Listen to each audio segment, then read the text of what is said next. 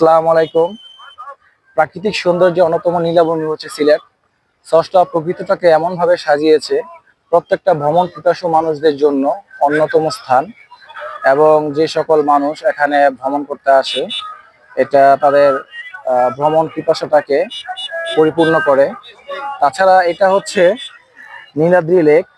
Niladri lake খ্যাত পর্যটন স্থানটি চুনা পাথরে পরিত্যক্ত খনির লাইমস্টোনের একটা লেক। তাছাড়া এটা অবস্থিত হচ্ছে সুনামগঞ্জ জেলায় তাহিরপুর উপজেলা উত্তর শ্রীরামপুর ইউনিয়নে টাকেরঘাট নামক গ্রামে নীলাদ্রি লেকের অবস্থান।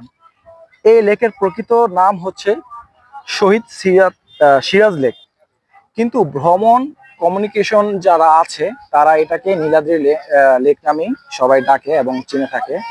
এখানকার স্বচ্ছ নীল পানি, নীল আকাশ, পাথরের ঘেরা পাহাড়, আদিবাসীদের মনোমুগ্ধকর তাদের বসবাস স্থান, প্রাকৃতিক সৌন্দর্যটাকে তাকে খুব মনোমুগ্ধকর করেছে।